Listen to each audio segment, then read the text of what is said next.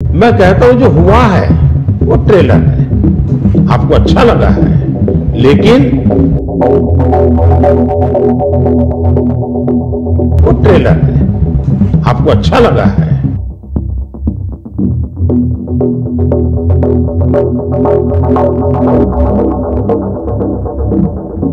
वो ट्रेलर है, आपको अच्छा लगा है, लेकिन मैं बहुत अधिक करना चाहता हूं। नमस्कार। देश का सबसे बड़ा चुनाव और दुनिया का सबसे महंगा चुनाव। टीवी 9 की एक खबर बता रही है कि 2024 का चुनाव दुनिया का सबसे महंगा चुनाव है। 2019 में खर्च किए गए कुल चुनावी खर्चे तकरीबन 60,000 करोड़ रुपए थे। तो 2024 के चुनाव में 2019 के चुनाव से दोगुने से भी ज्यादा रकम खर्च की जा रही है। 1.35 लाख करोड़ रुपया। तो लोकतंत्र का सबसे बड़ा उत्सव। लेकिन पता है आपको, इसमें 3 जगह पर मामला ऐसा फंसा कि बिना चुनाव के ही फैसला होने की दिशा में आगे बढ़ गए। लोकतंत्र होने की सबसे बुनियादी शर्त यह होती है कि हर नागरिक को वोट देने का अधिकार होता है। हर नागरिक वोट देता है और हर नागरिक के वोट की कीमत बराबर होती है, और यही संविधान हक देता है हर नागरिक को। अगर किसी को वोट देने का अधिकार है ना मिला, इस देश में इतना बड़ा संकट रहा जब से ईवीएम आई है। आजकल बीजेपी कहती है कि कांग्रेस वाले हारते हैं। प्रधानमंत्री नरेंद्र मोदी कह रहे हैं कि सुप्रीम कोर्ट ने करारा थप्पड़ मारा है जो लोग ईवीएम पर सवाल उठा रहे थे कि वीवीपैट से मिलान नहीं होगी। वही प्रधानमंत्री नरेंद्र मोदी एक बार भी अपना इतिहास पलट कर नहीं देखते। दरअसल उन्हें झूठ बोलने की आदत है, क्योंकि 2009 के चुनाव के बाद ईवीएम पर सवाल उठाने वाले सबसे शुरुआती नेता बीजेपी के ही रहे। खुद उनके राजनीतिक गुरु जिन्हें वो मानते हैं, लाल कृष्ण आडवाणी, उन्होंने ईवीएम पर सवाल उठाए थे। जीवीएल नरसिम्हा राव ने तो ईवीएम पर पूरा एक किताब ही लिख दी थी। किताब का नाम था ईवीएम से लोकतंत्र को खतरा। और जीवीएल नरसिम्हा राव बीजेपी के बड़े नेता हैं, कई बार टिकट पर चुनाव लड़ चुके हैं, बीजेपी के मुख्य प्रवक्ता हैं। फिर आया चंडीगढ़ अध्याय। चंडीगढ़ के मेयर के चुनाव में जब बैलेट पेपर से वोटिंग होती रही, तो बैलेट पेपर से वोटिंग में बाकायदे 8 वोट विपक्षी दलों के एक आदमी पेन से पीठासीन अधिकारी बैठकर काटता है। ऊपर से सीसीटीवी कैमरे की नजर पड़ती है, चोरी पकड़ा जाती है, और फिर चुनाव सुप्रीम कोर्ट बचा होता है, रद्द कर देता है। अब एक तीसरा सैंपल लोकतंत्र का देखिए, सूरत का चुनाव। सूरत में क्या होता है, उसके पहले एक एक जगह उसके पहले चले जाते हैं। खजुराहो। खजुराहो एक सीट है मध्य प्रदेश की, जो इंडिया गठबंधन में समाजवादी पार्टी के हिस्से में आती है। बड़ी सीट है। वहां पर बहुत मजबूती से वहां पर इंडिया गठबंधन की तरफ से समाजवादी पार्टी के नेता वहां पर चुनाव लड़ रहे होते हैं, और बीजेपी से उस सीट पर बीजेपी के प्रदेश अध्यक्ष विष्णु दत्त शर्मा वहां चुनाव मैदान में थे। रिटर्निंग ऑफिसर ने सपा प्रत्याशी मीरा यादव के नामांकन पत्र में 2 कमियां निकाल दी। पहली, फॉर्म के साथ लगी मतदाता सूची प्रामाणिक नहीं है, यानी पुरानी है, जबकि ये उसी समय चेक होना चाहिए। जो रिटर्निंग ऑफिसर बैठा होता है, फॉर्म सामने जाता है, एक एक चीज वो देखता है। कोई कमी होती है तो तुरंत प्रत्याशी को बताया जाता है कि ये ठीक करिए, इसको ये ठीक करके ले आइए या इसको बदलिए। नहीं बदला गया। बाद में नामांकन रद्द करने के समय पहली कमी बताई गई कि प्रामाणिक नहीं सूची, आप अपनी सूची से मिलान कर लेते। 2 जगह हस्ताक्षर करना था, लेकिन केवल एक जगह पर हस्ताक्षर हुआ, और ये 2 बहाने बना करके खजुराहो में समाजवादी पार्टी की प्रत्याशी मीरा यादव का नामांकन रद्द कर दिया गया, और इंडिया गठबंधन ने फिर यहां पर अपना प्रत्याशी कोई और दूसरा था नहीं। हालांकि वहां उन्होंने कोशिश की है कि ऑल इंडिया फॉरवर्ड ब्लॉक के कैंडिडेट को वहां पर समर्थन दे दिया, लेकिन जो लड़ाई थी वो तो खत्म हो गई भाई, क्योंकि आपने पहले समय रहते तो ये काम किया नहीं। और जब वहां पर ये खजुराहो में प्रत्याशी का नामांकन रद्द हो गया, तो बीजेपी के प्रदेश अध्यक्ष की जीत तो सुनिश्चित हो जाएगी ना।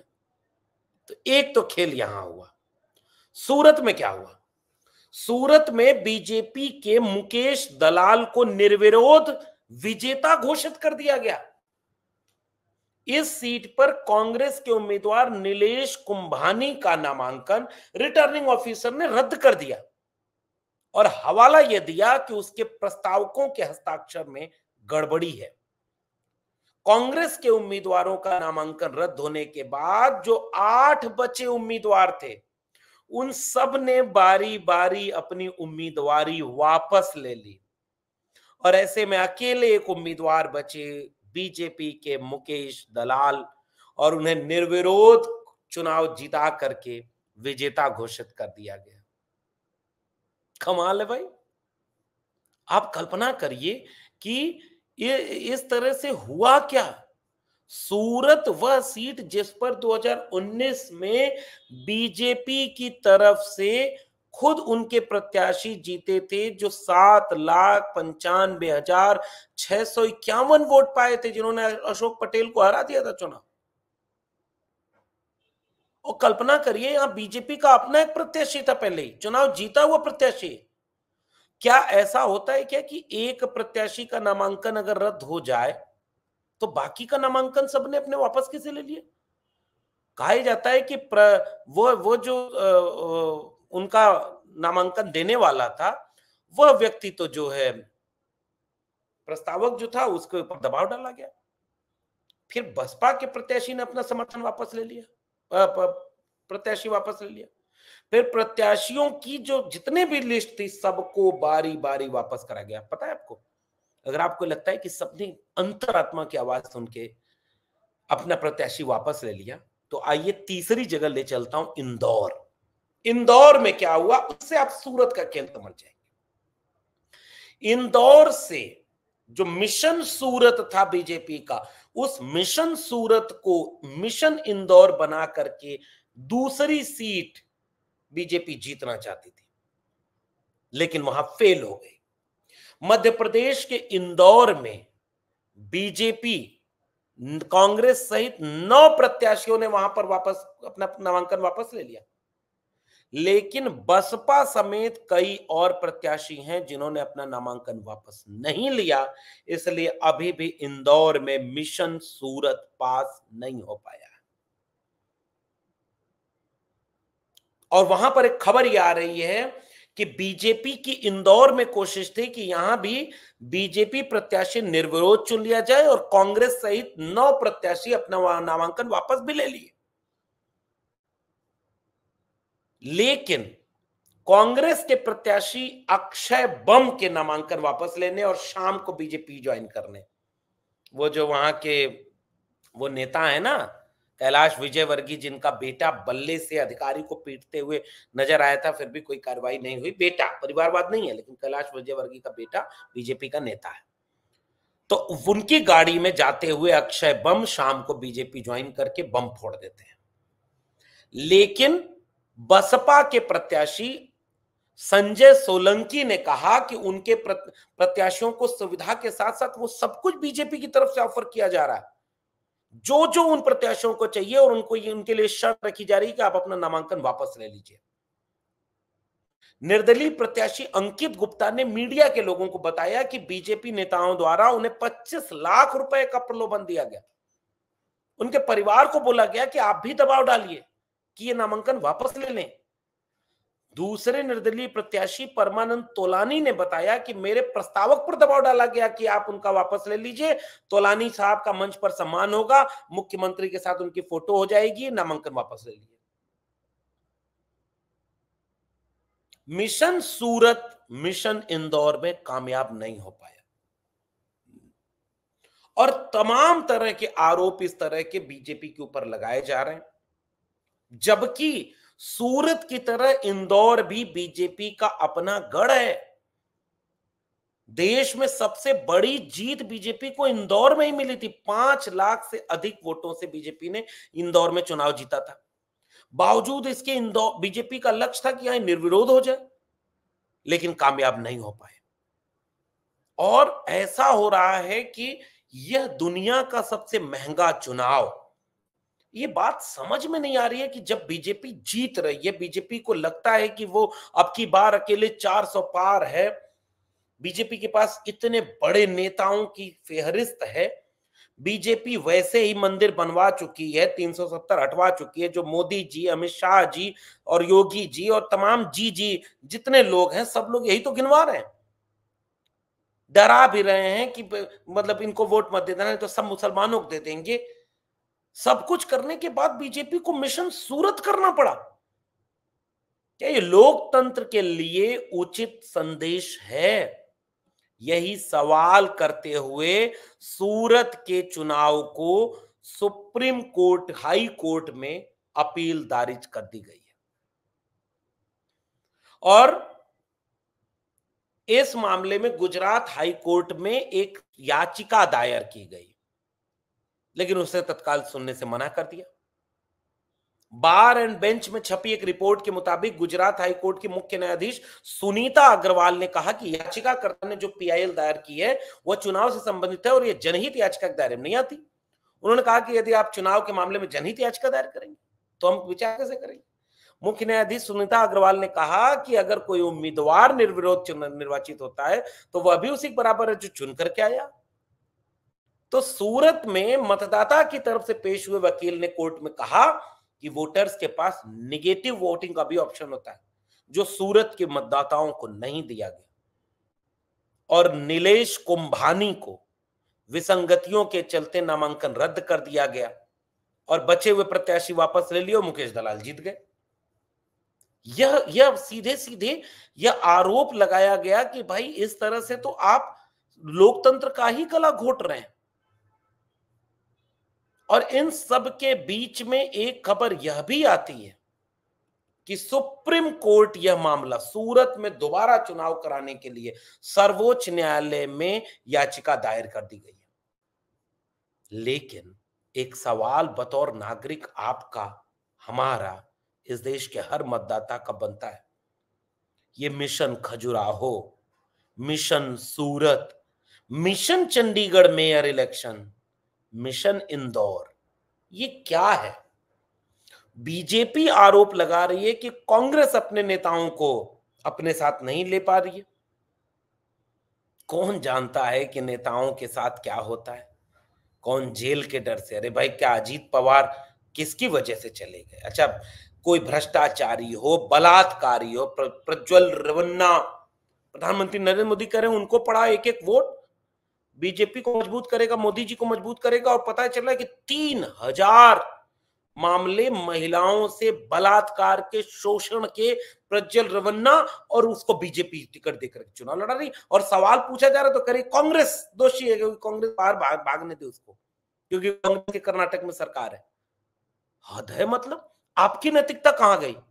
मान लीजिए कांग्रेस ने नहीं पकड़ा बलात्कारी को, तो बीजेपी ज्वाइन करा के मोदी जी उसकी कैंपेन करेंगे। ये कहां गया बहुत हुआ महिलाओं पर अत्याचार, अब की बार फलाने सरकार। बीजेपी चुनाव जीतने के लिए बलात्कारियों के लिए भी टिकट देकर के चुनाव में वोट मांगने जा रही है। और गृह मंत्री अमित शाह के कहने कि हम महिलाओं के सम्मान के साथ समझौता नहीं करेंगे, लेकिन कांग्रेस बताए। अरे कांग्रेस को छोड़ो ना, आप सत्ता में हो, आप बताओ कि टिकट आपने दिया कि नहीं दिया, क्यों दिया? आपको नहीं पता था 3000 महिलाओं से बलात्कार, शोषण, अन्याय? आपको नहीं पता था सूरत में ये प्रत्याशी अपना पर्चा क्यों वापस ले रहे हैं? क्या आपके लोग डरा नहीं रहे? आपके लोग खरीद नहीं रहे? आपके लोग उनको धमका नहीं रहे? आपके लोग पैसा नहीं बांट रहे? क्या इंदौर में ये जो आपके प्रत्याशी को उठा ले गया, आपका अब बीजेपी का आदमी कांग्रेस के प्रत्याशी को लेके अपनी गाड़ी में ले जाकर बीजेपी ज्वाइन करा रहा है? आप तो वैसे ही बाहर ही है भाई, इसका जवाब दीजिए ना। आप तो वैसे ही 400 पार जा रहे थे। आप तो कहते हैं ये कांग्रेसी हमें नहीं चाहिए, ये कांग्रेसी भ्रष्टाचारी होते हैं, कांग्रेसी परिवारवादी होते हैं, कांग्रेसी जो है देश के हितैषी नहीं होते। हम तो कांग्रेस मुक्त भारत बनाना चाह रहे हैं और कांग्रेस युक्त भाजपा बनाने लगे। ये सवाल कब तक आप कहेंगे कि कांग्रेस अपने लोगों को संभाल नहीं पा रही है, वो बीजेपी ज्वाइन कर रहे हैं तो हम क्या करें? अरे आप सीधे कहिए कि बलात्कारी को ज्वाइन नहीं कराएंगे बीजेपी। कांग्रेसियों से हमको भाजपा नहीं चाहिए, हमारे पास अपने प्रत्याशी हैं, अपने नेता हैं, मोदी जी हैं, मंदिर है, 370 है, सब कुछ है। बीजेपी ये क्यों कर रही है, इस बात को अगर आप समझना चाहेंगे तब आपको यह बात समझ में आएगी कि असल में बीजेपी इस चुनाव को येन केन प्रकारेण जीतना चाहती है, क्योंकि मोदी जी ने पहले ही कह दिया था ये तो अभी ट्रेलर है, पिक्चर अभी बाकी है। 100 में 85 नौजवान बेरोजगार हैं, लेकिन ये ट्रेलर है, पिक्चर अभी बाकी है। किसानों की आय दुगनी होने की बजाय किसानों पर कर्ज दुगना हो गया, लेकिन अब ये ट्रेलर है, पिक्चर अभी बाकी है। इस देश में पेपर लीक हो जा रहे हैं, नौजवानों को रोजगार नहीं मिल रहा है, बेरोजगारी का आलम 45 साल में सबसे ज्यादा है, लेकिन पिक्चर अभी बाकी है। जाति जनगणना नहीं की जाएगी, लेकिन अपनी अपनी जातियां गिनाएंगे, लेकिन जातियां जब अपना हक मांगेंगी, बराबरी मांगेंगी, तो कहा जाएगा कि कोई जाति होती ही नहीं, पिक्चर अभी बाकी है। महिलाओं पर शोषण, अन्याय, अत्याचार हाथरस से लेकर के, उन्नाव से लेकर के अब प्रज्वल रवन्ना तक चला जाएगा, कर्नाटक के बलात्कारी को टिकट देने का, लेकिन ये तो भी ट्रेलर है, पिक्चर भी बाकी है। चंडीगढ़ मेयर का चुनाव भी ट्रेलर है, खजुराहो का चुनाव भी ट्रेलर है, सूरत का चुनाव भी ट्रेलर है, इंदौर का चुनाव भी ट्रेलर है, पिक्चर अभी बाकी है। चुनाव आयोग जिस तरह से काम कर रहा है, किसी को पता ही नहीं चलता कि इस देश में कोई चुनाव आयोग है, कुछ नहीं कर रहा है। विपक्षी दलों को 1-2 नोटिस दे देता है, लेकिन पिक्चर अभी बाकी है।